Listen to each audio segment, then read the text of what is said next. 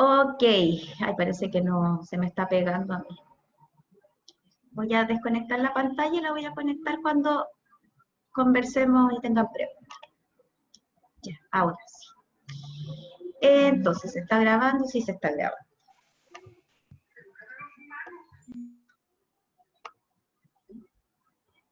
Ya, el día de hoy, para cerrar con todo el ciclo de evaluación, ya para que con esto ya están, pero profesionales de la evaluación, esta clase no es muy larga, vamos a hablar de la medición objetiva a través de las medidas aerodinámicas y el estudio electrofisiológico. Y vamos a ir viendo a medida que avancemos para qué sirve cada una de estas cosas y se van a dar cuenta que tenemos algunos conceptos que vieron el semestre pasado en eufonía y que ahora vamos a ver más profundamente para qué sirven o qué es lo que nosotros nos entregan. Entonces, si tienen algún tipo de pregunta, como yo estoy con el PowerPoint en pantalla completa, no puedo ver los chats. Entonces, si tienen preguntas, por favor, abran los micrófonos. Y si no, usted no puede abrir el micrófono porque no tiene micrófono, porque está malo, otra compañera que por favor diga lo que usted ha puesto en el chat, ¿ya? Una vocera. Ya, chicas, entonces, digo chicas porque parece que los muchachos aún no se han conectado. Vamos a comenzar y vamos a recordar entonces que la voz es producida cuando la presión subglótica de aire, que viene desde los pulmones, excede la resistencia de los pliegues vocales que están aducidos. Ya nosotros recordemos la clase pasada donde hablamos de la onda mucosa, ¿cierto? Vimos todo ese proceso. Entonces estos pliegues están cerrados y cuando sube la presión subglótica empieza a movilizar esta mucosa, ¿ya? Entonces es activada la mucosa y por lo tanto el flujo de aire pone en oscilación la mucosa de los pliegues vocales. Siempre tener en claro que están en aducción, nunca se abren, lo que se moviliza es la mucosa. Cuando los pliegues vocales oscilan, cuando se produce esta onda mucosa, se van emitiendo pulsos, ¿ya? Recuerden que tenemos fase cerrada, fase abierta y vuelve a cerrar. Eso es un pulso, ¿ya? Y ese pulso se va a convertir en energía acústica, ¿ya?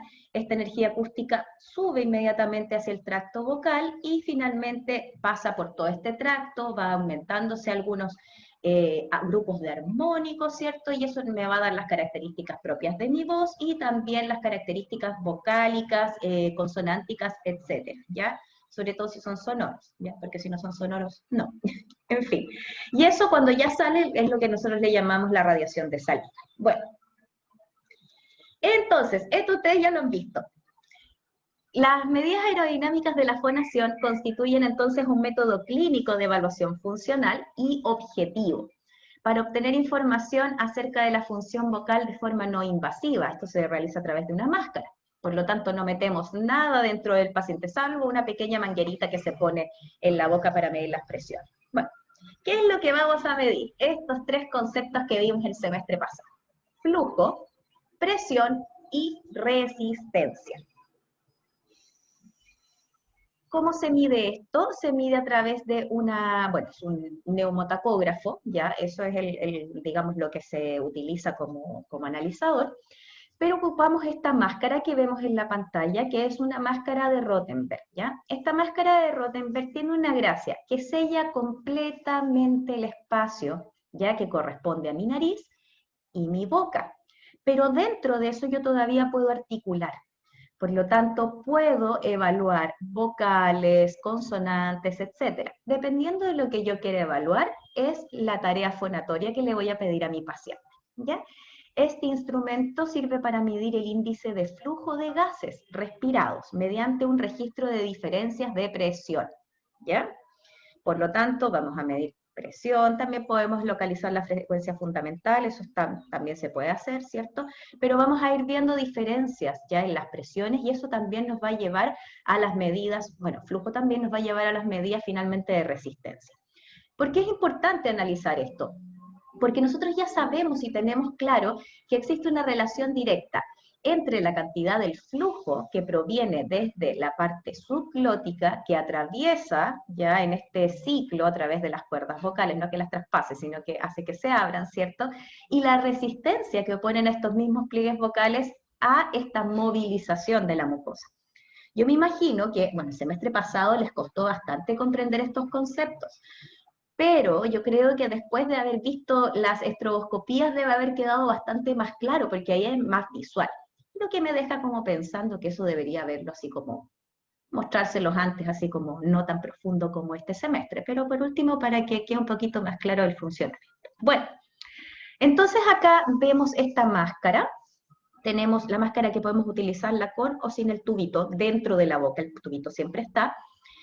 Entonces, esta es la máscara, sella completamente, ahí está transparente, así que no como la otra chica que estaba en azul, entonces podemos verlo en transparente cómo se ubica, ¿cierto? Cerrando toda la zona de nariz y boca. Y este tubito es el que me va a ver el tema de las presiones intraorales. Este tubito se mete dentro de la boca, no contactando con la lengua, ya para poder evaluar las presiones. Entonces, el flujo. Vamos a recordar todo esto. Las medidas de flujo las vamos a separar en dos parámetros. Flujo es la cantidad de aire que va saliendo desde mi laringe hacia afuera, ¿ya? Ese es el flujo, es el aire, ¿ya? No es la presión, es el aire. ¿Y cómo lo vamos a medir? En cantidad de aire, o sea, volumen de flujo. ¿Cuánto es lo que sale? ¿Cuál es lo que proviene de mis pulmones y yo puedo medir? ¿Ya? La cantidad de aire, entonces, utilizada durante la emisión. ¿Ya? Yo voy a decir, por ejemplo, una A, y ahí me va a medir la cantidad de aire que yo estoy exhalando cuando digo una A. Y esto se mide en litros o en mililitros. Es indiferente cuál medida utilicemos, ¿sí? Ahora, lo normal que nosotros tenemos como capacidad aérea en los pulmones va desde 1500 a 4000 mililitros. ¿Ya? Es mucho. Es mucho, mucho. ¿Y de qué va a depender? Obviamente del tamaño de la caja torácica, si, quiénes en realidad es si soy más alto o menos alto, si soy más delgadito, o digamos en contextura. No estoy hablando en índice de masa corporal, sino que si mi estructura corporal es más bien ancha o es más bien estrechita, va a depender de eso. ¿Qué es el promedio de velocidad de flujo? Y aquí es donde viene un poco la confusión. El promedio de velocidad de flujo es la velocidad con la que este aire, este volumen, pasa entre medio de los pliegues vocales durante la fonación. ¿Con qué rapidez se libera este aire en cada ciclo vibratorio? ¿Con qué rapidez pasa? ¿Sí? ¿Ya? Y obviamente está muy en relación con las fases de cierre y de apertura. ¿Ya? Porque vamos a pensarlo de la siguiente manera. Si yo tengo unas cuerdas vocales que están semiabiertas, supongamos que tiene un hiatus de cualquier tipo, semiabiertas, y yo voy a fonar, ¿el aire va a salir más rápido o más lento? Porque si tengo un hiatus, no tengo nada que se oponga al paso del aire, ¿sí? Por lo tanto, si no hay nada que se oponga, la velocidad va a ser mucho más alta. Obvio, ¿ya? Pero ¿qué pasa, por ejemplo, si yo tengo unos pliegues vocales en aducción, tan cerrados, ya no tengo ningún tipo de hiato, ¿ya? O un hiato muy chiquitito, digamos, pero, digamos como un hiato posterior, por ejemplo, a eso me estoy refiriendo, ¿ya? Tengo mis cuerdas vocales súper cerradas, con mucha resistencia, ¿ya? Por lo tanto, la fase abierta dura mucho menos, es mucho más cortita, porque se mueve muy rápido, digamos, o sea, como que se abre y se cierra abruptamente, se abre y se cierra abruptamente. ¿Cómo creen ustedes que va a ser esa velocidad si tengo algo que se oponga al paso del aire? Más lenta. ¿Ya? Va a salir con menos velocidad el aire. Entonces acá es donde nosotros tenemos que empezar a pensar a qué tipo de parámetros se puede correlacionar cuando nosotros hablamos, por ejemplo, de la evaluación perceptual. Y si usted inmediatamente pensó en el cociente fonorrespiratorio, tiene toda la razón del mundo. ¿Ya? Si una fonación me dura más, quiere decir que yo estoy haciendo rendir más mi aire. ¿Ya? Si yo tengo una fonación que dura más tiempo, ¿ya? Estoy haciendo rendir más mi aire. Y si yo hago rendir más mi aire, la velocidad con la que salga ese aire a través de las cuerdas vocales también es más lento. ¿Ya? Entonces ahí yo voy haciendo relación.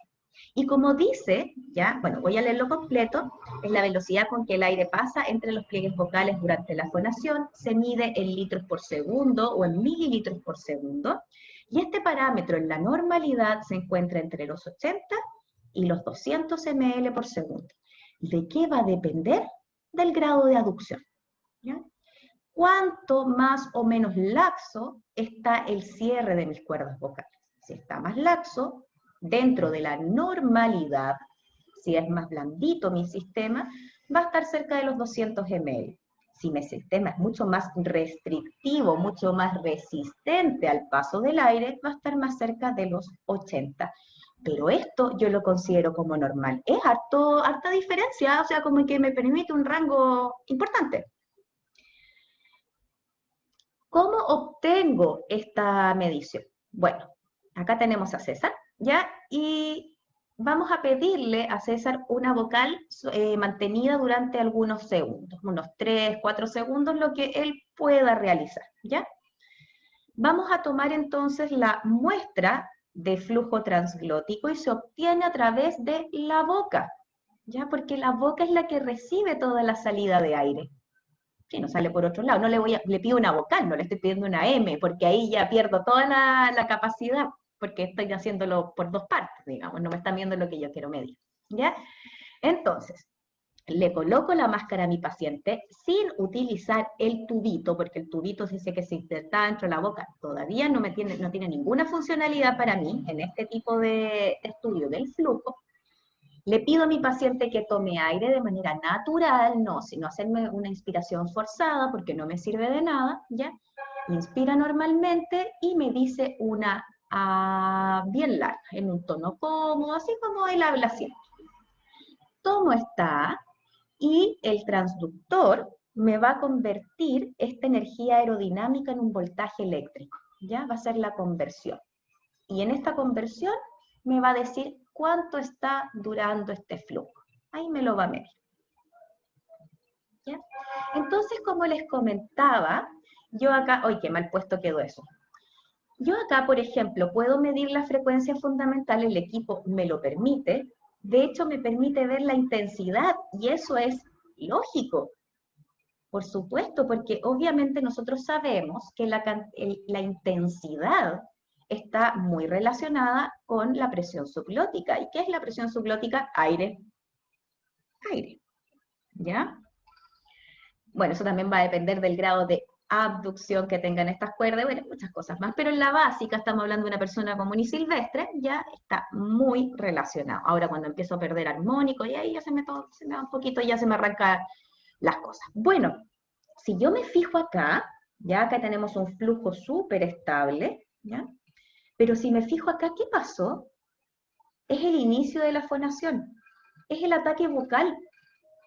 Cuando se rompió la primera vez, ¿ya? Ahí, se rompió la primera vez este contacto, ¿ya? Entonces podemos decir que César, nuestro paciente, tiene un ataque vocal duro, porque hubo una liberación muy grande al principio de la fonación, muy grande. Necesitó demasiado flujo, ¿ya? Se escapó muy rápido este flujo, ¿ya? Quiere decir que la primera ondulación fue, ¡pah!, se abre, se cierra, ¿ya? Incluso vendríamos diciendo que hasta la segunda fue muy intensa, ¿ya? Y después ya este sistema se acomodó y tuvo un flujo estable, ¿ya? Tiene que tener ahí un componente hiperfunción aquí, el modelo, ¿ya? Entonces, miren qué cosa más bonita lo que nosotros tenemos acá. Acá tenemos un diagrama de flujo en hiperaducción, un diagrama de flujo normal y un diagrama de flujo en hipoaducción. Esto fue tomado en la misma persona, ya esta persona estaba haciendo los diferentes tipos de contacto, ya estaba fingiendo los diferentes tipos de contacto, ¿ya? Entonces, si yo me fijo y comparo con la imagen anterior, ¿ya? Que yo les decía, a lo mejor tiene un pequeño grado de hiperfunción, ajá, ven que no me equivoqué, ¿ya? Este diagrama de flujo me dice que al principio, ya en la primera ondulación, ¡pa!, una tremenda salida de aire. ¿Por qué? Porque hay tanta resistencia en el sistema que para vencerlo La presión subglótica tuvo que hacer tremendo esfuerzo, ¿ya? Y en ese tremendo esfuerzo, cuando se abrieron estas cuerdas vocales, ¡fum!, se arrancó el aire. Y después volvieron a cerrar, ¿ya? Entonces fue como el primer intento. Pero miren, ¿qué es lo que ocurre después? Está súper bajito. El flujo es súper bajo, o sea, va pasando mucho más lento de lo que debería, ¿ya? Porque ahí está el normal. Está pasando más lento, entonces acá estaríamos hablando que es menos de 80 mililitros por segundo. ¿Y se acuerdan cuando yo les hacía la analogía con el cociente fonorrespiratorio? Esto implica el cociente fonorrespiratorio que mi vocal o mi z, ¿ya?, duraba mucho más que mi expiración. Mi tiempo máximo de fonación dura mucho más. Y cuando dura más el tiempo máximo de fonación, quiere decir que yo estoy haciendo rendir más el aire. ¿Y cómo hago yo rendir más el aire? Disminuyendo el flujo que pasa a través de las cuerdas vocales, ¿ya? Por lo tanto, mi fase de cierre dura más que mi fase de apertura. ¿Se dan cuenta cómo todo está unido, chiquillas? O chiquillos, si ya se conectaron, chiquillas, ¿ya? ¿Se dan cuenta cómo tiene todo relación una cosa con la otra?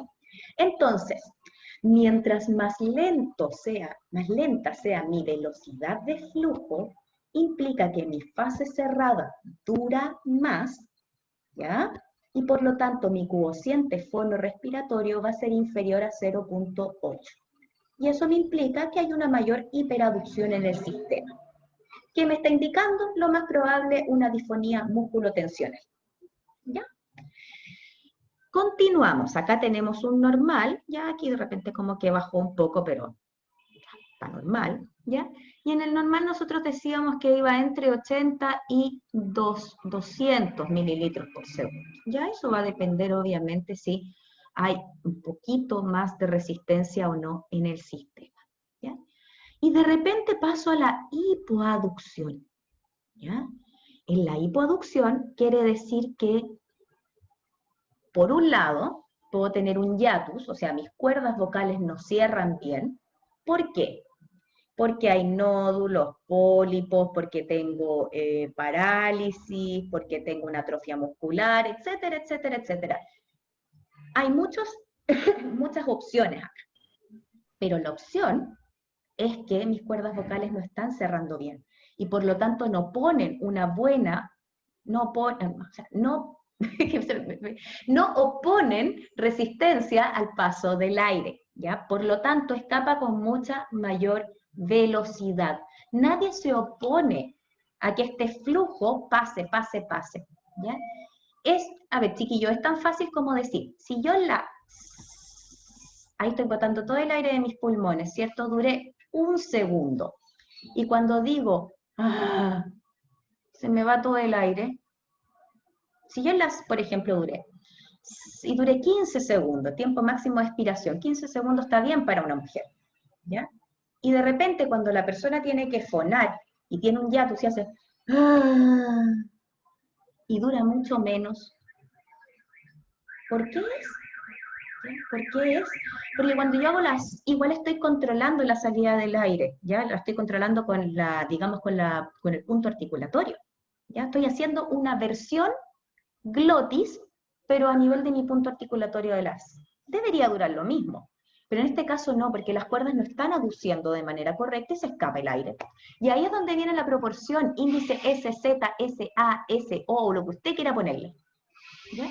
Ahí viene esa relación. Y nosotros sabemos que cuando esta relación es mayor a 1.4, yo digo que hay un defecto de cierre, hay una hipofunción o una hipoaducción.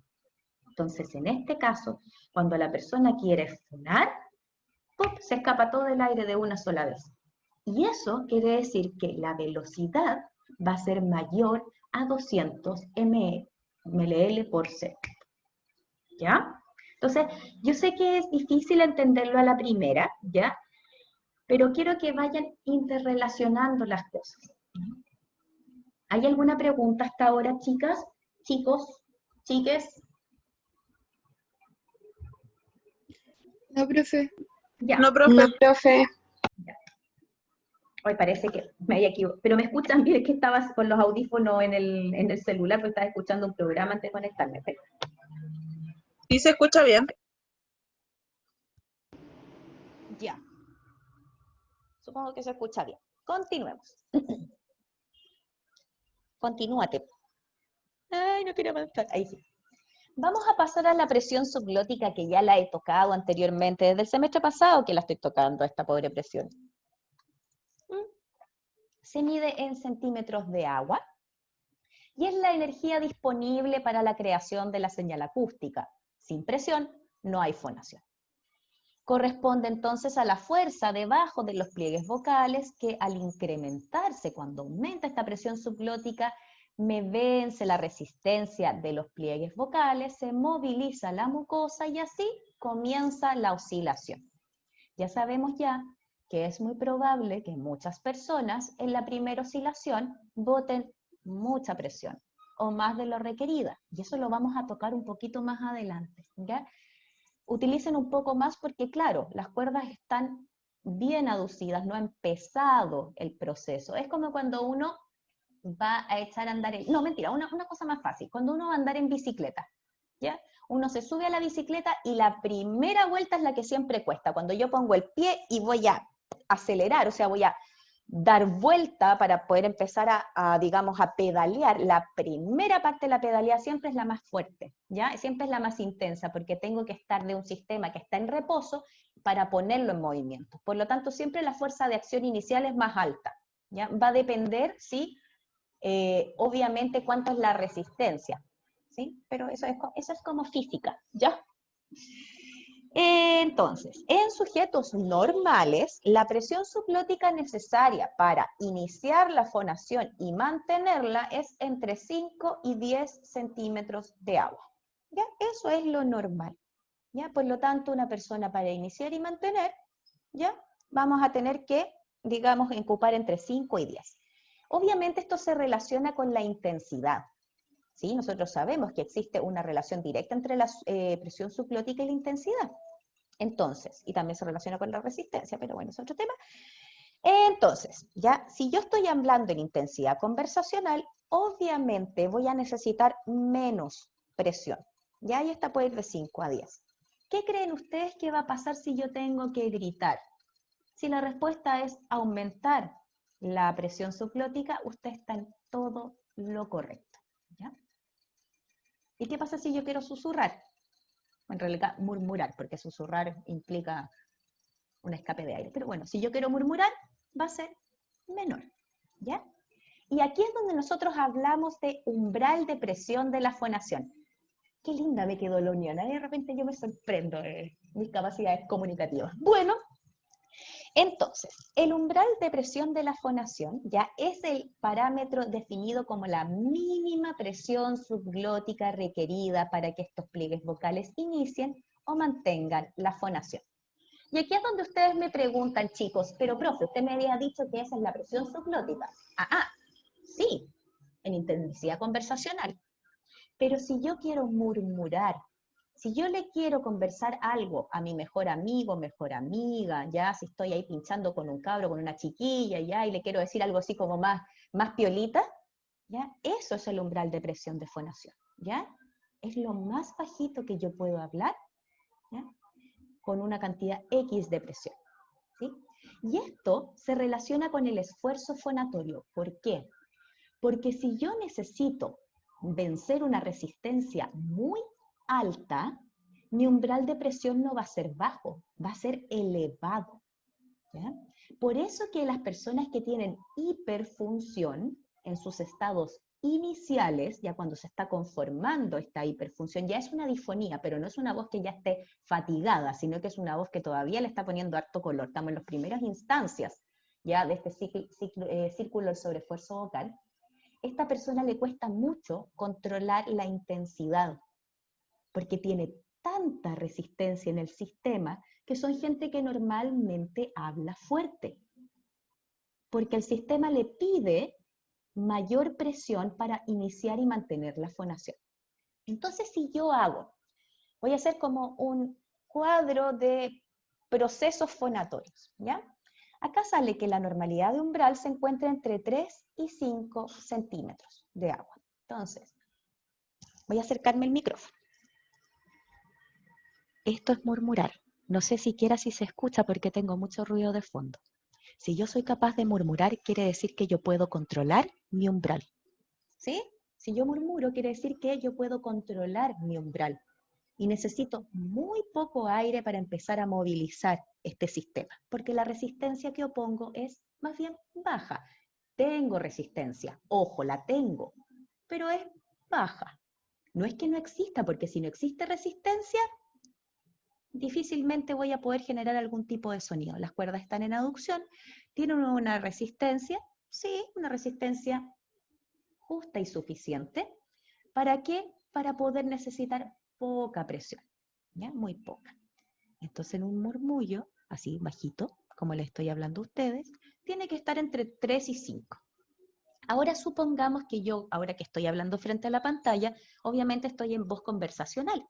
Por lo tanto, mi presión subglótica, ya, ahora en voz conversacional, la presión, no el umbral, la presión propiamente tal en voz conversacional, debería estar en la mía entre 5 y 10. Yo creo que más tendiente a la 10 porque yo en general hablo fuerte. Y si yo quisiera hacerles clases a ustedes en presencialidad, como lo hicimos alguna vez el año pasado, qué lindos recuerdos, ¿ya?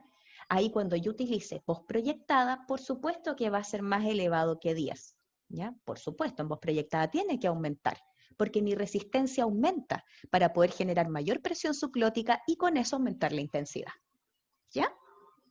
Aunque en realidad no debería basarme solo en eso, debería ser una acomodación resonancial, por supuesto, para que se amplifiquen mejor los armónicos y todo, bueno, y eso es técnica vocal. Pero bueno, quedémonos con esto. ¿De qué depende este umbral de presión de la fonación? Porque yo les dije recién, no todo el mundo lo puede controlar. Si estamos hablando de una persona, por ejemplo, con una hiperfunción, no puede controlar el umbral. Necesita lo mismo para empezar a conversar en voz baja o conversar en voz alta, porque de verdad que no puede controlarlo.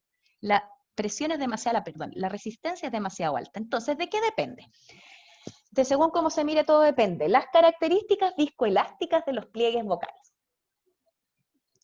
Mientras más blandas, mientras más viscosas, más dúctiles y móviles estén las mucosas, la cubierta de mis cuerdas vocales, el umbral va a ser menor, porque es más blandita, ¿ya? Por otro lado, si está demasiado grueso, ya demasiado denso, por ejemplo en el caso de un edema de Reinke, ya que hay una densitud, es pesado, el caso de, por ejemplo, un pólipo, que es denso, hay una masa, ¿ya? Voy a necesitar mayor umbral de presión, voy a necesitar sacar más aire para movilizar ese sistema. Va a depender obviamente de la configuración de la glotis, ¿ya? Va a depender de cuán abiertas estén o no las cuerdas vocales, obviamente, ¿ya? Si están más abiertas, la presión como que llega y pasa, ¿ya? Voy a tener un umbral así como nada, porque obviamente las cuerdas están constantemente abiertas, ¿ya? Pero ojo, les acabo de decir, tenemos cuerdas abiertas y tenemos masa, y ustedes me podrán decir, pero profe, a ver, momento. Si yo tengo un hiatus, usted me está diciendo que obviamente necesito menos presión, ¿sí? Pero si yo tengo una masa con un hiatus, ¿qué es lo que manda? La masa. La masa. Obvio. Porque es lo que tiene que vibrar. Tengo que movilizar esa cuerda, ¿ya? Por lo tanto, ahí manda la masa. El grosor del borde libre de los pliegues vocales. Buenísimo, ¿ya? Y eso va a depender también del grosor, si es por, digamos, inflamación, si es un grosor porque las cuerdas vocales están relajadas, ya están más laxas, o si el grosor va a depender también por la tensión, ¿ya? Y ahí es más bien relativo, ¿ya? Es más bien relativo. La cantidad de amortiguación de los tejidos, ¿ya? Esto es durante el mismo ciclo, ¿ya? Entonces hay que tomar las zonas más centrales del ciclo. Porque resulta que a medida que cuando yo comienzo una fonación, esto es más abrupto, suele ser más abrupto, necesito un poco más de energía. Sin embargo, Cuando empieza a perderse gradualmente la oscilación, cuando yo tengo menos presión, obviamente me va a costar más movilizar el sistema, ¿ya? Entonces también, si estoy hablando con aire residual, mi umbral de presión va a ser también más bajo, porque estoy hablando con lo poco y nada que me queda. Velocidad de la onda mucosa, ¿ya? Por supuesto que sí. Mientras más veloz es la onda mucosa, menor umbral necesito, ¿ya? Menos presión necesito porque va mucho más rápido. De la frecuencia fundamental, sí, y también es relativo, ¿ya? También es relativo.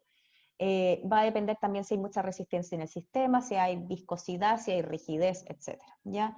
La velocidad de la frecuencia fundamental es más rápida cuando tengo, obviamente, la frecuencia fundamental es, la onda mucosa es más rápida cuando tengo mayor frecuencia fundamental porque las cuerdas vocales están más estiradas. Sí, por lo tanto la superficie de contacto es menor. Sí, por lo tanto el umbral de fonación para mover esas, estoy diciéndolo así como en mi mente, el umbral de fonación que necesito para mover menor masa de las cuerdas vocales es menor, ¿ya? ¿Hasta cuándo? Y aquí es donde viene también el pero. Si yo estoy hablando en modal, a medida que yo aumente mi frecuencia, necesito movilizar menos masa. Por lo tanto, obviamente, va a ser el umbral que necesito es menor. ¿Cuándo cambia esto? Cuando yo paso a voz de cabeza con falsete reforzado. Ahí necesito mayor presión, porque mis cuerdas vocales están semiabiertas. Cuando yo hago, esa parte que ya sería como el falsete, donde se va perdiendo la voz en el agudo, obviamente ahí para que suene intenso necesito reforzar la presión, reforzar la resistencia, y ese es otro modo, ¿ya? Estamos pensando únicamente en modal en este minuto, no me voy a pasar a los otros modos de fonación. El grado de hidratación de los pliegues vocales, excelente. Mientras más hidratada esté la cuerda vocal, más dúctil es. Por lo tanto, el umbral de mi fonación va a ser menor, ¿ya? Esto es un elemento que es, perdón, fundamental. Por eso que nosotros hacemos tanto hincapié a las personas que tomen agua. Porque si yo no tomo mucha agua, voy a aumentar la fricción entre mis pliegues vocales, punto 1. Y punto 2, toda la zona mucosa está más rígida y más, menos elástica y mucho más densa en su viscosidad, ¿ya? Es como que, no sé, yo utilizar una esponja, ¿ya? La esponja, obviamente, si yo la lleno de agüita y la empiezo a tocar por varias partes, pero así como que le estuviera haciendo como pequeños pellizcos, es más fácil de pellizcar, ¿ya? Es como que yo pellizco, como que se mueve más fácil. Si yo tengo la esponja seca y dura, es como, ¿ya? Prueben cuando estén lavando la loza, ¿ya? Toma la esponja verde amarilla, la llena de agua y usted le toca las esquinitas y todo, y es mucho más blandito. En cambio, si usted la tiene seca, es como, ¿ya? Es lo mismo. Presencia o no de fatiga vocal, excelente, ¿ya? Excelente. La fatiga vocal obviamente permite menos control, ¿ya? Y la voz va a ser más soplada, la voz va a estar más cansada y va a estar todo el sistema más inflamado. Al estar más inflamado voy a tener que necesitar mayor umbral, ¿ya? Porque necesito movilizar más masa. Esto, chiquillos, es bien específico.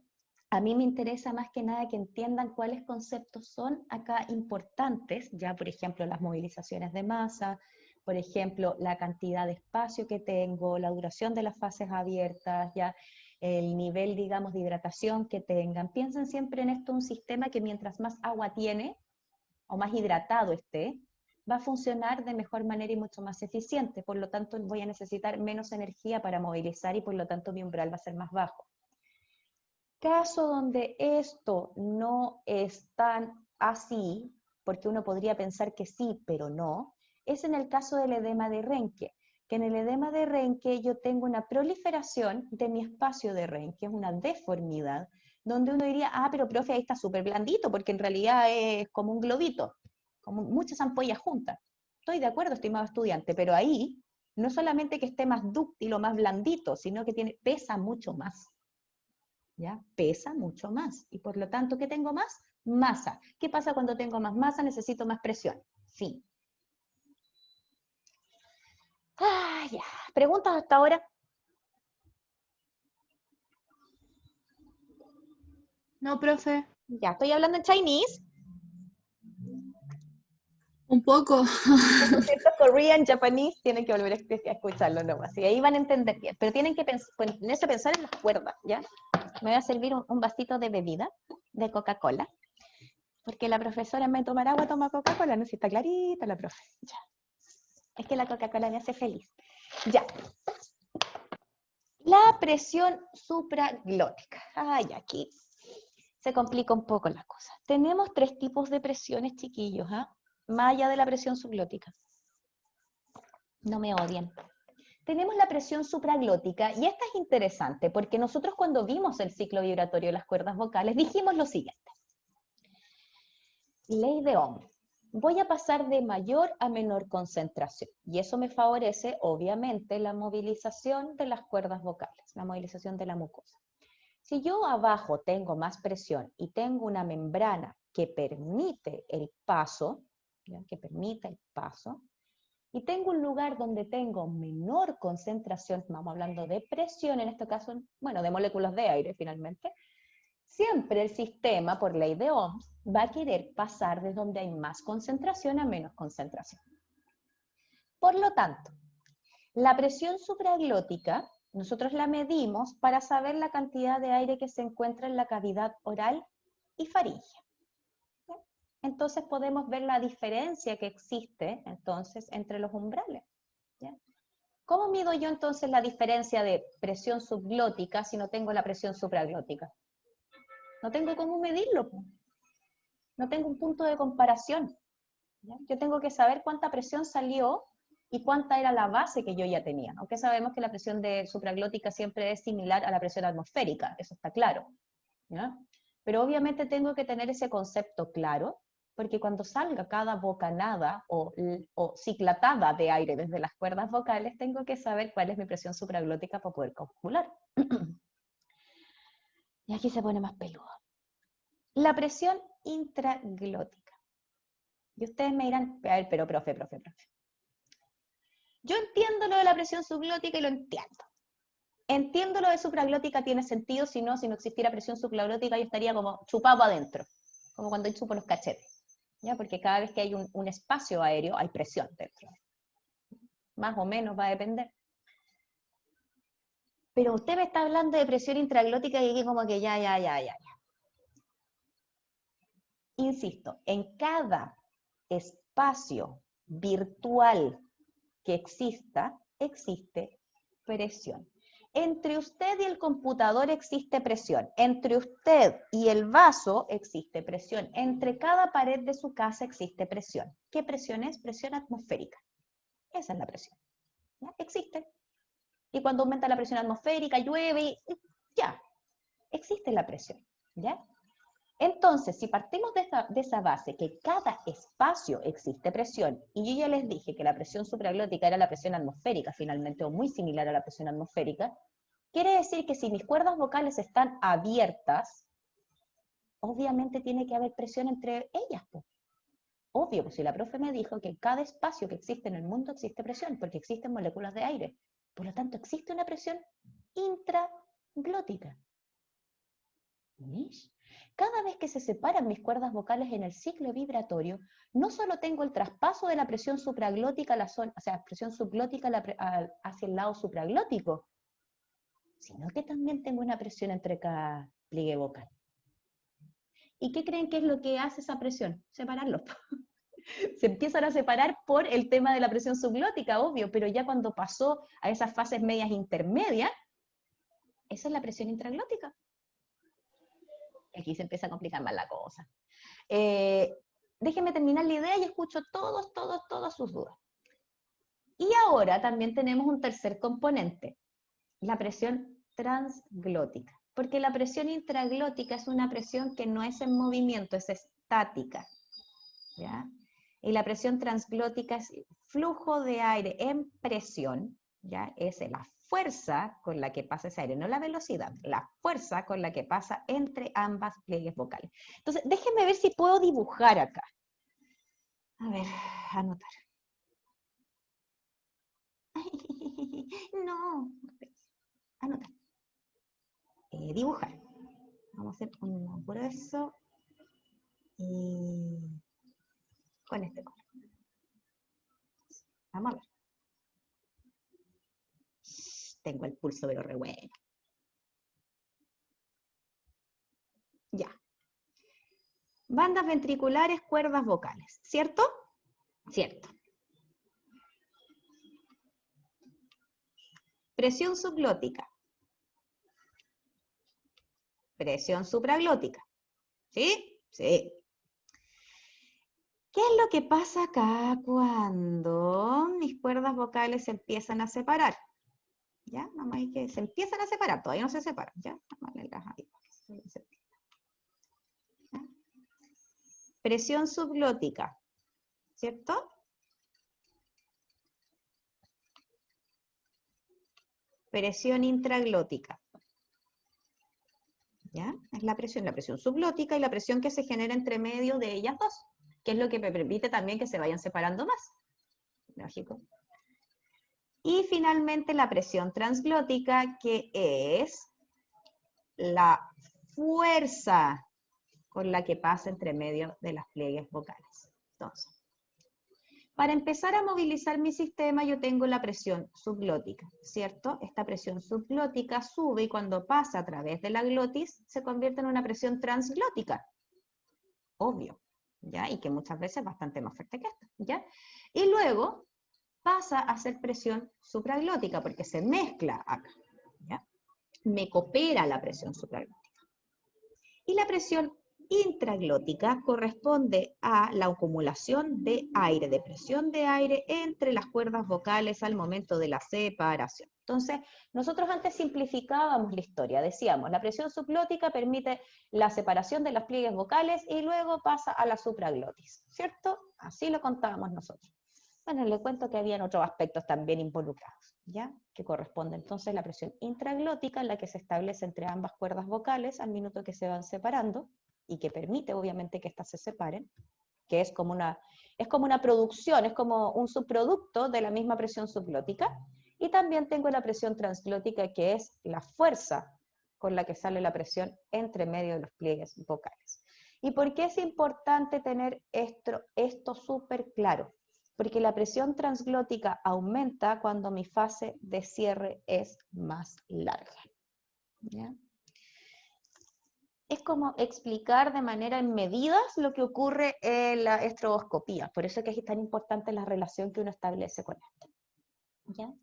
Entonces, si me cambio de diapo, me va a borrador. Ya. Y ahora ya yo no quiero. Ya.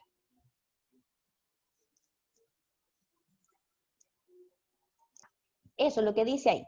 Se define como la presión subglótica menos la presión transglótica. Si no existiera diferencias entre ambas, no habría vibración. Logish. Porque estarían ahí, pues. Es lo mismo. Siga. What time is it?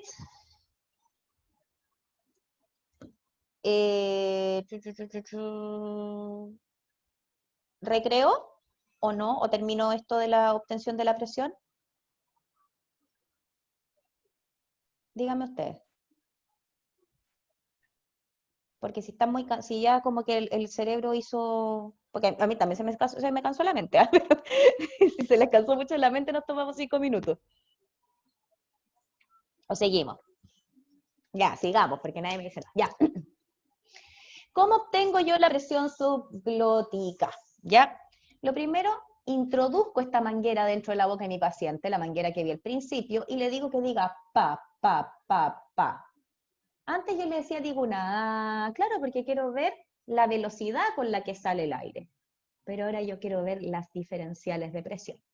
Quiero ver cómo cambia entre que dice una P y dice una A.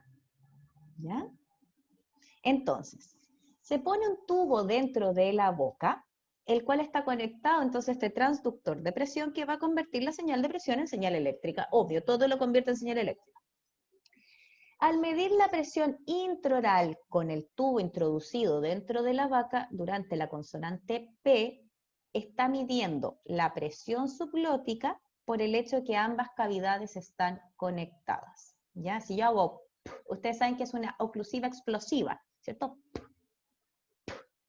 Y yo les invito en que en este minuto ustedes hagan el y van a ver que se les mueve la guata. No haciendo pa porque es más fácil. Si hago se mueve la guata, ¿cierto? Sí. Si yo hago pa, estoy obviando un poco el ataque vocal, pero estoy midiendo al tiro cuánta es la presión subglótica, cuánto es el diferencial que hay entre la presión supraglótica anterior, ¿ya? Y este gran bocanada de aire, ¿ya? Pa, pa, estoy haciéndolo salir, pa, cortándolo. Y ustedes me dirán, pero profe, o sea, ¿se podría ocupar una B? No, porque la B, cuando digo B, es sonora, po. Aunque se dice que la B no es sonora, pero no importa. Ya en efecto, en este minuto, B vendría siendo más bien sonora. ¿Ya? Ustedes me podrían decir, pero podrían hacer una K. Ya, pero la K me cierra atrás, po. Me cierra atrás, entonces me irrumpe mi flujo de presión supraglótica, porque esta K está más hacia el lado faríngeo. La P me permite medir todo hacia adelante. ¿Ya? Esa es la gracia. Ya. La manguera entonces no debe tocar ninguna estructura intraoral, obvio, no en la lengua ni nada, pero se pone entre medio de los labios, ¿ya? Y ahí como hago una, tengo un cierre completo para medir todo el cambio de presión del sistema. Y acá tengo. Acá tengo una persona, ya, en la cual estoy midiendo yo mi presión, ya, entonces parto pa, pa, pa, pa, pa, viendo este pequeño escape de aire anterior, ¿cierto? Y luego la A, pa, pa, pa, ¿ya? Esto es de una persona que tenía claramente, y claramente pensemos nuevamente en presión subglótica, ¿ya? Esta es la presión supraglótica inicial, ¿ya? Esta es la inicial, para que ustedes lo vean aquí. Esta es la inicial, acá, ¿ya? Es el estado base, presión supraglótica, ¿ya? Y cuando ahí hago pa, estoy midiendo inmediatamente lo que va saliendo como energía subglótica, entre comillas, ¿ya? Entonces, me digo pa, y veo ese tremendo pic, pa. ¿Por qué tan alto? ¿Por qué necesita tanta presión subglótica para fonar? ¿Por qué necesita tanta fuerza? Presión es igual a fuerza, porque permite movilizar un sistema físico. Entonces, ¿por qué necesito tanta fuerza si en realidad no es necesario? No debería tener tanta diferencia entre la P, que es una oclusiva, que ya me interrumpe el paso del aire, y la misma interrupción del aire que provocan las cuerdas vocales. No debería.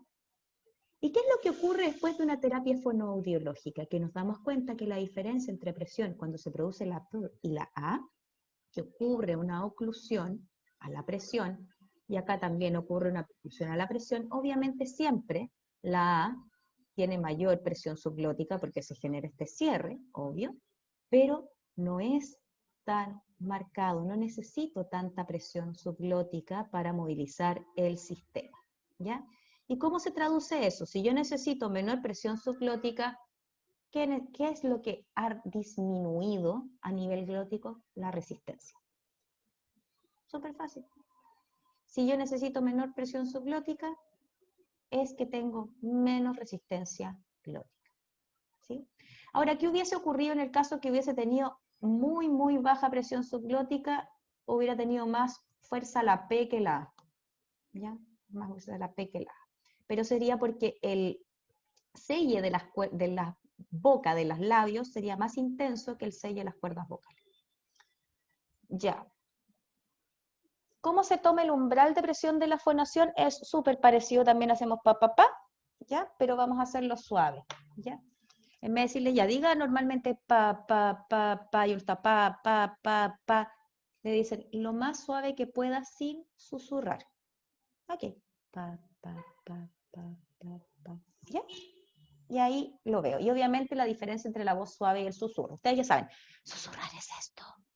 Y esto implica que tengo accionado algún músculo y no tengo totalmente el cierre. ¿Ya? Tengo activado el cal y no tengo activado el interaritenoideo. Ya. Estamos todos de acuerdo. Entonces,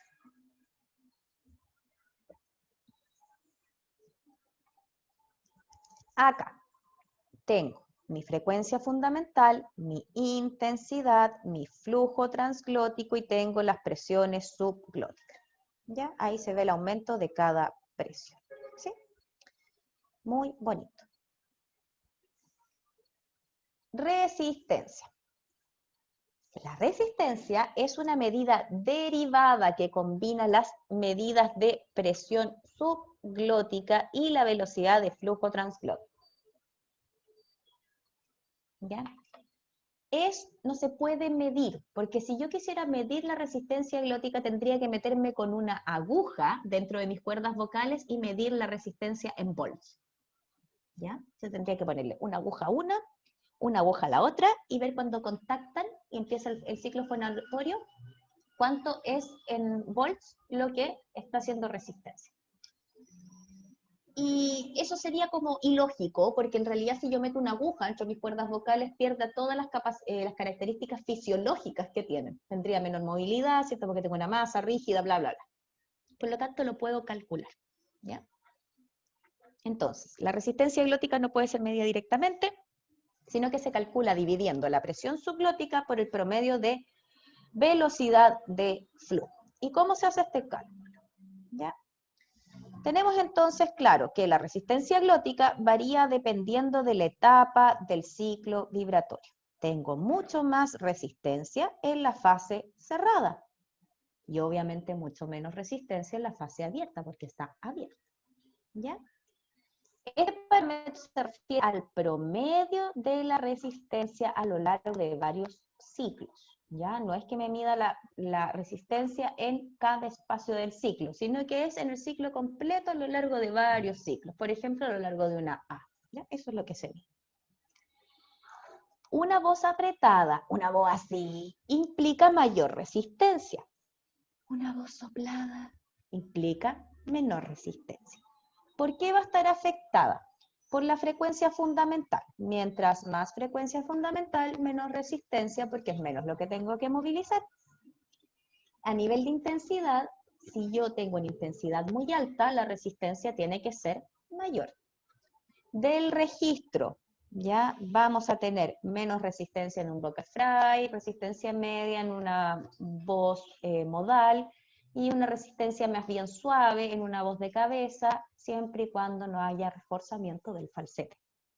Y también del modo de fonación. El modo de fonación corresponde al susurro, voz conversacional, voz proyectada, grito. ¿Ya? Y obviamente que tengo menos resistencia mientras menos intensidad yo tenga. O sea, menos intensidad. Ya, entonces. Ley de Ohm, que yo ya se los expliqué un poco.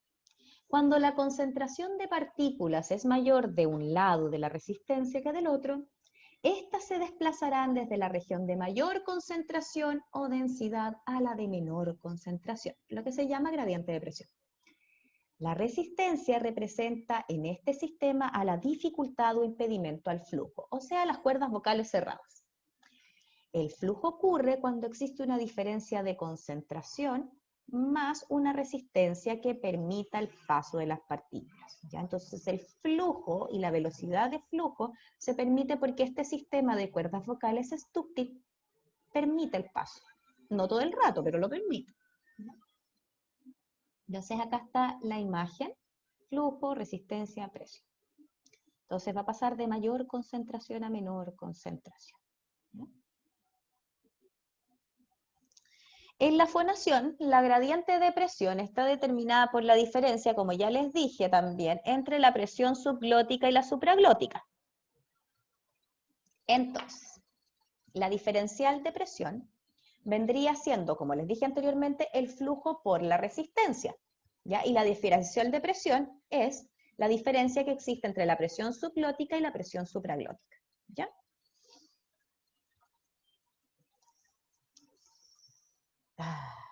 Esto es muy peludo.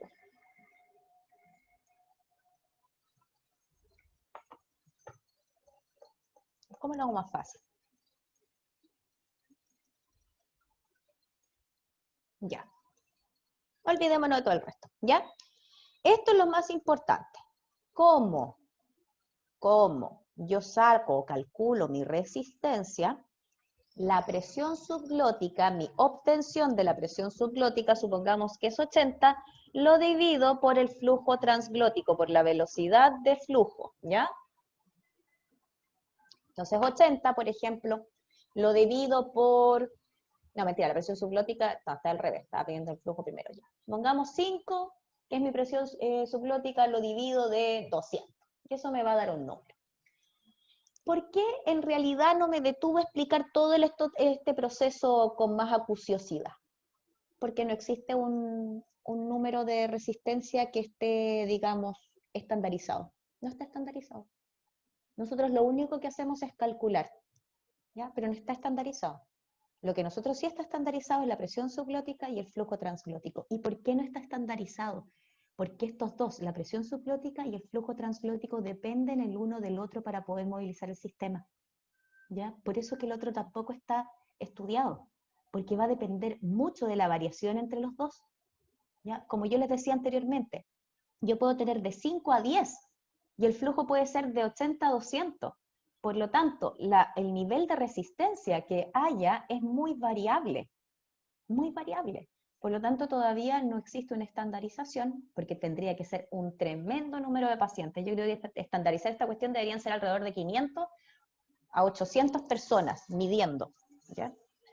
Porque todos tienen que tener cosas diferentes, imagínense ya. Entonces tengo uno de 5 de presión y 80 de flujo, después otro 5 de presión con 90 de flujo, 5 de presión con 95 de flujo, o sea, es un tremendo cálculo, ¿ya? Por lo tanto, la resistencia no está estandarizada, pero sí la presión subglótica y el flujo transglótico, y yo sé que ambos tienen que accionar en conjunto para movilizar el sistema, ¿ya? Eso. ¿Para qué se ocupan estas cuestiones? Primero que nada, ayudan a interpretar la configuración y movimiento de las pliegues vocales. Obvio, si yo sé que una presión está en 12, cuando debería estar hasta 10, yo ya sé que esa laringe está apretada. Lo sé. Si yo tengo una promedio de velocidad de flujo muy bajo, ¿ya? Y tengo una presión subglótica muy alta, ya sé que el sistema es ultra resistente y por lo tanto es hiperfuncional. ¿Me permite discriminar de una función vocal normal o alterada? O sí, pero ojo acá, mucho ojo y ojo, porque a lo mejor me sale alterado, a lo mejor me sale, no sé, una presión en 11 y un flujo me sale en 70 y la voz es completamente normal. Ojo, porque puede pasar. Entonces, por eso es que yo voy a insistir hasta el final de todos los tiempos que lo que siempre va a mandar es la evaluación perceptual. Y no lo digo yo, lo dice Marco Guzmán, ¿ya? Que ese es el mejor instrumento que tenemos en nuestro oído, siempre.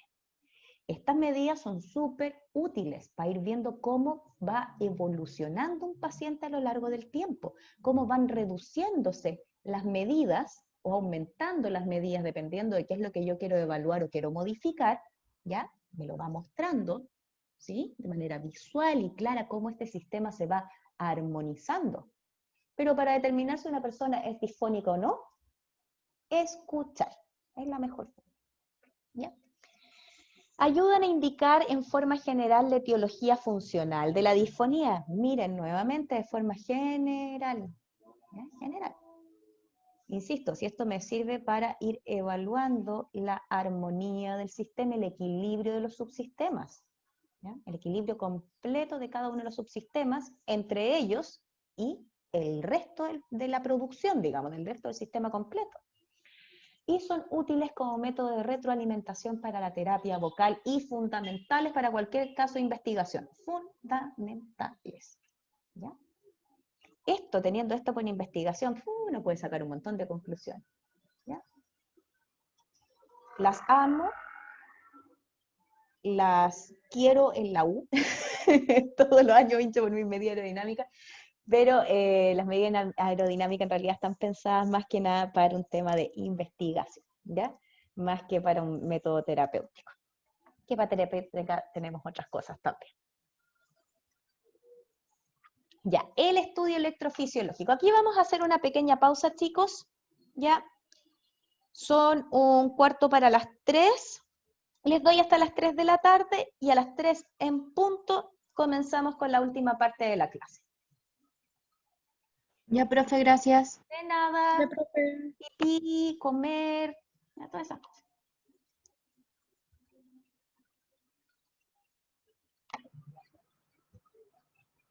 Entonces, ¿qué es un estudio electrofisiológico? Básicamente es la electromiografía. La electromiografía es una herramienta diagnóstica que nos sirve en la evaluación y diagnóstico de las enfermedades neurológicas. ¿Por qué? Porque resulta que las enfermedades neurológicas pueden ser de sistema nervioso periférico, sistema nervioso central, y también hay algunas inmovilizaciones que se producen en las cuerdas vocales que son de origen totalmente mecánico. Por ejemplo, las luxaciones o subluxaciones aritenoideas. ¿Qué significa esto? Que el aritenoide se salió de su articulación, ¿ya? Se salió de su cunita que tiene encima del cricoides, y obviamente pareciese, porque está como hacia abajo, está como basculado, la cuerda está en una nivelación diferente, se encuentra más hacia abajo que la cuerda vocal, que sí se moviliza, y por supuesto la que está con subluxación no se mueve bien, ¿ya? O siquiera se mueve. Entonces, frente a esos casos que no sabemos qué es, ¿ya?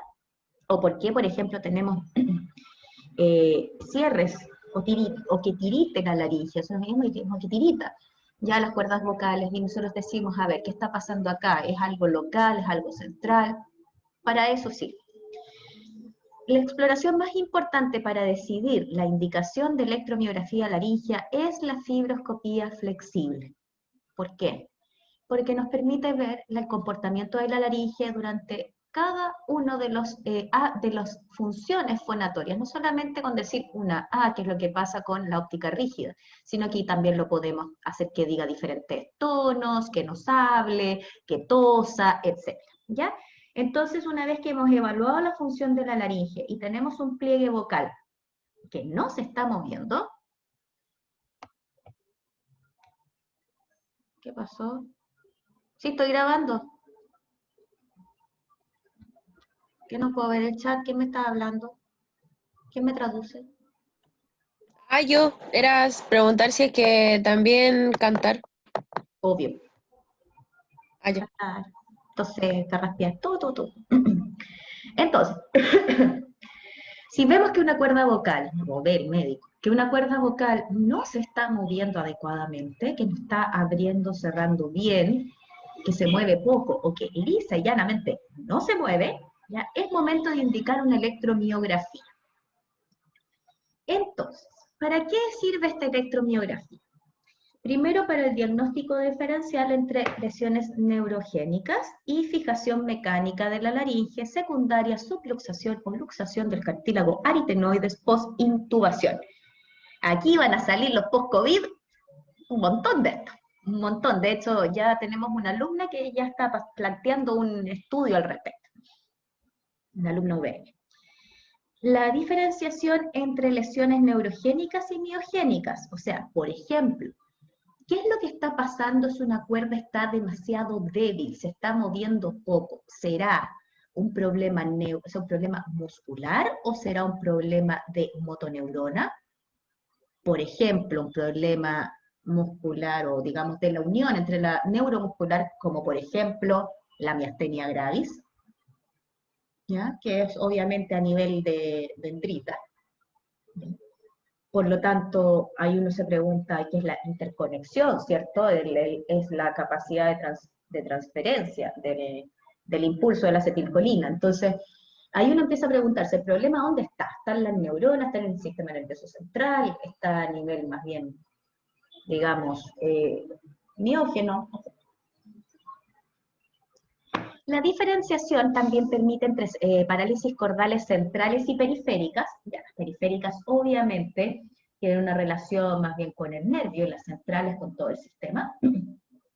Y la evaluación de las distonías, debería decir, de las distonías laringeas o disfonías psicógenas, ¿ya? O sea, perdón, espasmódicas. Las disfonías espasmódicas son disfonías que son de origen neurológico, pero que son solamente disfonías. Y lo único que tirita es la voz. Nada más. Y cuando les digo nada más, es nada más. El resto del cuerpo está así como lechuga. Y la persona va a hablar y habla todo así. Y es tremendamente invalidante. Y por eso se realiza este tipo de estudio para ver si existen potenciales de unidades motoras demasiado, digamos, como erráticos, ¿ya?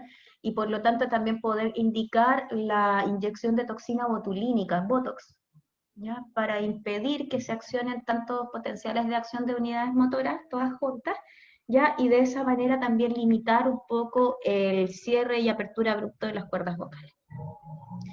Eso es materia de... Profe, Dígame. eso es como la voz del pollo fuente. Ay, qué buena pregunta. Sí y no. Lo que pasa es que las alteraciones neurológicas son más que esas. Ya tenemos el temblor fisiológico, el temblor distónico, y yo creo que el pollo fuentes más bien va por un temblor distónico, ¿ya? Más para allá. Pero es por las características, porque es algo que ha aumentado a lo largo del tiempo, se ha hecho mucho más notorio a lo largo del tiempo. En cambio, la disfonía espasmódica ataca bastante rápido y a gente mucho más joven, ¿no? Entonces yo creo que va más bien un temblor distónico, que es una alteración, digamos, obviamente del origen neurológico, pero que va aumentando a lo largo del tiempo. Y el temblor distónico también lo vemos en los adultos mayores, ¿ya? Es bastante común en los adultos mayores, junto con el temblor fisiológico, por supuesto. Pero a mí me tinca más que lo del pollo fuentes es un temblor distónico, más que una distonía propiamente tal laringea o una disfonía espasmódica. Ahí entro con mis dudas. Pero lo vamos a conversar cuando hablemos de eso, que nos faltan pocas clases. Pero muy buena acotación. Continúa.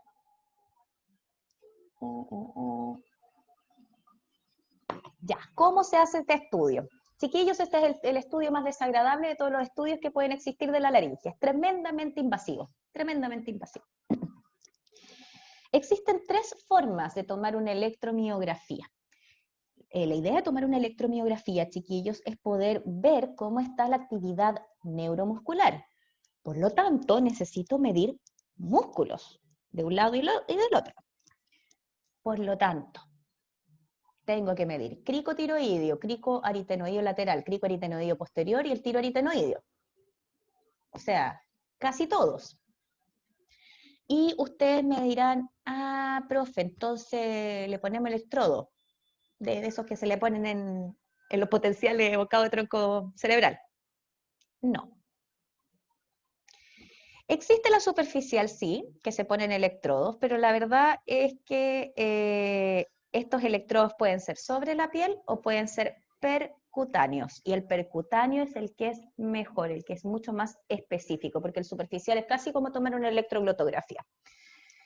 La percutánea implica que se introduce una aguja a través del espacio cricotiroideo, ¿ya? Y se va a pinchar cada uno de los músculos. Sí, no es agradable. La verdad es que dicen que en una escala de 1 a 10 del dolor llega hasta 5, que es bastante tolerable. Yo creo que era un 5 de los valientes, ¿ya? Entonces tenemos la superficial, que es a través de electrodos, que la verdad es que no entrega muy buen... lo que pasa es que no es específico, obviamente. Pues si es con electrodos, lo más que yo pudiese medir es la actividad del CT, pero el resto, que son los que están por fuera, pero el resto es muy difícil. Transoral podría ser funcionando las cuerdas vocales con electrodos introducidos por la boca, visualizando simultáneamente la cuerda vocal. Mucha cosa dentro, mucho cable, ¿ya? Por lo tanto, generalmente se hace de manera percutánea. ¿Cómo? Así. se realiza obviamente en quirófano. Ahí tenemos a nuestra paciente y ahí está la doctora introduciendo la aguja, ya que lo vamos a ver más ratito. El paciente está completamente despierto, se aplica de 1 a 2 cc de lidocaína al 2% para adormecer la zona de la piel, y se coloca el paciente de cúbito supino con hiperextensión cervical, o sea, con que me muestre bien la zona de la laringe, ya bien expuesta la laringe. Entonces, ¿qué es lo que se hace primero? Se marca el cartílago tiroides y el cricoides, ¿ya? Se ve, se trata, bueno, es que hay algunos que tratan de movilizar la laringe, de rotarla, ¿ya? O sea, yo ni siquiera ayer traté de rotármela, porque me quedó la duda, y dije, pero ¿cómo? Como que nunca me lo había cuestionado, y me empecé a rotar la laringe, fue un dolor, así que dije, bueno. La cosa es que aquí hay una gran realidad, se exploran a ciegas los músculos, porque uno no tiene cómo saber si efectivamente llegó ahí, a ese músculo en realidad. O sea, sí, se puede ver, porque se empieza a ver la actividad en el digamos, en el potencial, en la pantalla se empieza a ver la actividad muscular, obviamente. Pero la exploración a ciegas es porque no tenemos cómo verlo. O sea, algunas personas utilizan el ultrasonido para poder guiarse, el ultrasonido laringio para poder guiarse. ¿No sabían que había ultrasonido? Ahora lo saben, ¿ya? Es súper específico. Y utilizan el ultrasonido para poder irse guiando, ¿ya? Pero existen unas técnicas re buenas, ¿ya? Y les voy a contar cuáles son. Bueno, acá tenemos entonces el procedimiento, así es como se marcan, ya acá tenemos ECOM, ya acá tenemos marcado entonces cómo se identifican las diferentes partes y se va a introducir por acá la agujita, ¿ya? Y acá tenemos a la persona ya lista y dispuesta, y aquí la aguja. ¿Cómo se introducen las agujas? Bueno, acá tienen toda una técnica. Esta es la técnica de Yin, y esta no me acuerdo de quién era, pero es una técnica que se utiliza para el cricoaritenoideo lateral. Y la técnica de Yin en realidad es bastante lógica, ¿ya? Es bastante lógica, no es algo difícil de realizar en el sentido de que hay que tener como bien claro qué es lo que hay que hacer. Si pensamos las cosas con lógica, el músculo cricotiroideo está como hacia los lados del cartílago tiroides, ¿cierto? Ya. Por lo tanto, se inserta la aguja, ya, a través de la membrana en un ángulo de 50 grados para alcanzar el músculo. Easy. Si ustedes dicen, pero profe, ¿y cómo sabe que llegó al músculo? Porque se va a ver una ligera activación. Chiquillos, ustedes yo creo que han visto imágenes de potenciales, que se escucha como un ruidito, así como, y se ven unas rayitas así en la imagen. Esto es exactamente lo mismo, ¿ya? También son potenciales de acción.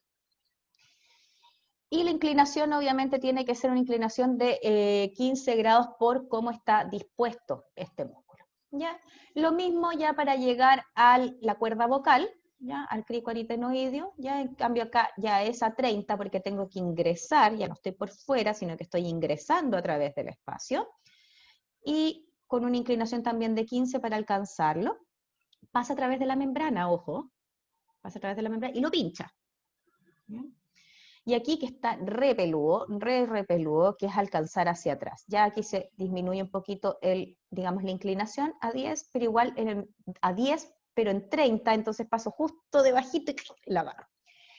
Ahora, el cricoaritenoideo posterior sí se puede evaluar, y ese sí que es ultra ciegas, ¿ya? Y de hecho, de los estudios que yo he leído con respecto a la electromiografía laringe, hay muy pocos registros de ese tipo de trabajo. Lo realizan sobre todo cuando hay disfonías espasmódicas abductoras, que es donde se activa el CAP de manera espontánea, y tienen que ir a inyectarle toxina botulínica, entonces obviamente tienen que buscarlo, y ahí es donde se rota la laringe, que yo les decía. Que se rota como que yo le empujara, por ejemplo, empujara solamente el ala, que me la está empujando ahora, derecha, y tratara de, con el otro dedo, tratara de llevarla para el lado. Y ahí es donde insertan por el otro lado, pero claro que queda más expuesto, ahí insertan directo a ciegas al CAP. No sé, cosas de los médicos. Entonces, ¿qué es lo que me va a entregar información en la electromiografía? Básicamente existen varios tipos de elementos, pero es muy, muy complejo, muy, muy complejo. Esto lo hacen los fisiatras o un otorrino que sea súper experto en eso, porque es una electromiografía. Y los potenciales de acción de unidad motora es lo que más va a evaluar. ¿Qué son los potenciales de acción de unidad motora? Cuando yo tengo un axón, ¿ya? Y esta axón baja, y digamos va a inervar, cada motoneurona va a inervar un grupo en particular de fibras musculares, ¿ya? Entonces los axones ya se dividen, ¿cierto?, en diferentes ramas, y estas ramas van a inervar diferentes unidades motoras. Y no solamente tengo un nervio, sino que tengo tengo varios axones que están conformando este nervio. Entonces, por ejemplo, la motoneurona A va a inervar a cierto grupo digamos, de unidades de unidades motoras. En la otra, digamos, la otra rama de la motoneurona, y así, supongamos que tenemos, no sé, 500 axones, ¿ya? Y cada uno de esos 500 axones va a inervar a diferentes unidades motoras, ¿ya? ¿Cómo se van activando estas unidades motoras? No se activan todas al mismo tiempo, sino todos tendríamos movimientos muy bruscos, sino que las unidades motoras se van activando en función de la fuerza que yo tengo que hacer, ¿ya? Entonces, si tengo que hacer más fuerza, obviamente se van a activar más unidades motoras, ¿ya? Y estas unidades motoras se van a activar durante más tiempo. Entonces va a existir lo que se llama reclutamiento, ¿ya? Van a ir aumentando las fibras que entran en funcionamiento y sus potenciales de acción van a ser más seguidos, ¿ya? Por contarles algo de eso. Y tenemos también los potenciales de reposo que no los puse, porque resulta que los potenciales de reposo en las cuerdas vocales son medios confusos, porque el potencial de reposo no debería medir ninguna actividad muscular, pero la laringe siempre está como atenta, como es respiratorio y uno está constantemente respirando, siempre hay un pequeño potencial, digamos, base en el potencial de reposo. Ya no es como que no esté haciendo nada, sino que la laringe siempre está así como, ¿en qué momento fonamos? Está como preparada. Entonces, y aparte que está preparada para tragar, está preparada para un montón de cosas. Entonces, siempre se escuchan algunos ruidos, ¿ya? Pero en el potencial de reposo podemos ver, digamos, también la denervaciones. Denervaciones es que se perdió ese axón en particular que inervaba una unidad motora. Ahora, ¿cuál es el tema de esto? Primero que nada, me permite medir la acción de las unidades motoras en la actividad muscular. Esto que les decía yo, si se activan más o menos en función de la fuerza que hace el paciente. Ahora, ¿qué pasa si, por ejemplo, se daña parcialmente un nervio o totalmente un nervio? Obviamente los axones van a estar dañados y no me van a permitir entregar, digamos, el impulso nervioso, ni menos activar los canales de sodio y potasio, ni menos activar los potenciales de acción, ¿sí? Por lo tanto, tenemos que ver cuál es el nivel de denervación, ¿ya? ¿Cuánto está dañado ese nervio? Dije, ¿les muestro o no los muestro los gráficos? Y dije, no, mejor les cuento nomás, porque los gráficos son confusos y hay algunos números en particular que se ven dependiendo del músculo. Dije, no voy a subir tanto, no, es demasiado. Entonces, permite ver cuántas efectivamente de estas unidades motoras no están funcionando, ¿ya? Pero también me va a entregar un elemento muy bonito, ¿ya? Y les cuento que y músculo, todo lo que es sistema nervioso central y periférico es súper inteligente. Cuando yo pierdo una capacidad, ya sea en el cerebro, ya sea en alguna inervación muscular, siempre está la tendencia a y se me olvidó la palabra, plasticidad neuronal. Siempre. Entonces, por ejemplo, si yo pierdo, por ejemplo, la habilidad de, no sé, hablemos algo lingüístico, pero no tan grave. Ya, tuve un golpe en la cabeza, tuve una pequeña muerte neuronal, ya en alguna parte de mi cerebro. Lo más probable es que si yo tenía buenas redes semánticas anteriores, mi propio cerebro es capaz de generar mayor plasticidad neuronal y que otro sector pueda abordar ese tipo de elemento que yo ya perdí, ¿ya? Como reemplazarlo, ¿ya? Eso es muy bonito del cerebro. Y les cuento que también pasa a nivel neuromuscular, ¿ya? Si, por ejemplo, yo tenía 50 unidades motoras que estaban inervadas por 5 axones diferentes, ¿ya? Si mueren 3 axones, los 2 restantes van a tratar de inervar todas esas unidades motoras que quedaron sin inervación. ¿Sorry? Y eso es lo que nosotros medimos con la electromiografía en el caso que haya parálisis de curso agudo o paresias, el potencial de reinervación. ¿Ya? Lo medimos en las parálisis de curso agudo porque obviamente todavía está el potencial de reinervar, ¿ya? De que se generen estos, digamos, como estas ayudas a estas unidades motoras que quedaron solitas, tristes y abandonadas, ¿ya? Y obviamente los potenciales de acción ahí en esos axones restantes son súper altos, ya son como por sobre la media, porque tratan de llegar a más unidades motoras. Y las paresias también lo mismo. Estamos viendo cuánta es la plasticidad o la capacidad de reinervación a nivel de cada músculo, ya sobre todo en el caso de las parálisis y las paresias. Las parálisis de curso crónico, nosotros ya sabemos que ha pasado más de 8 meses, ¿ya? Por lo tanto ya el potencial de reinervación ya no existe, ya es muy, muy limitado. Y las paresias también de curso crónico también, pues ya sabemos que no va a lograr mayores mejorías porque no se va a reinervar. Entonces, por lo tanto, se utiliza en parálisis para ver si ya estamos saliendo del curso agudo, estamos en el crónico y cuáles serían los potenciales de reinervación. Eso es cuanto les quería comentar. Yo sé que es difícil, yo lo sé. Pero con esto ya hacen, pero máster, magíster en evaluación. Ya, lo tienen todo.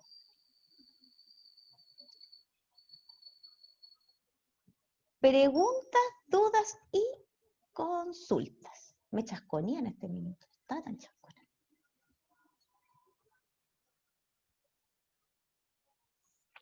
Niñitas. Y Alonso. Chicos. Preguntas.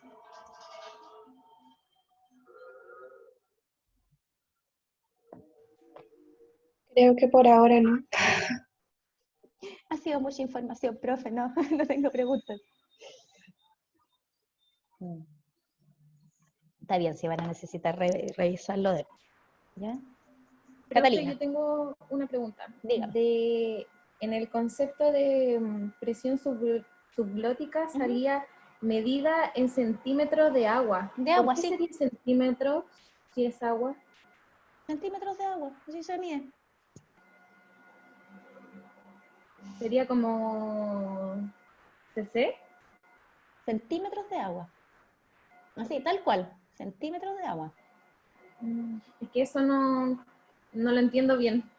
Yo tampoco. Porque eso son medidas físicas. Pues.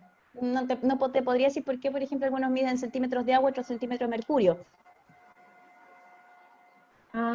Ya son medidas físicas que ahí uno como fonoaudiólogo nomás se entrega. No tengo mayores estudios en física que lo que pasa en la universidad y algunos otros más para entender medidas aerodinámicas y medidas de fuelle, filtro y todo eso. Pero más allá de eso yo no me lo cuestiono. ¿Ya? Así lo determinaron ellos. Pero lo voy a averiguar. Ya, pues, gracias. Ya, de nada. Quizás no es tan necesario. Para nada, para nada. Pero no voy a buscar, lo voy a anotar en mi libretica. Centímetros de agua. Más preguntas.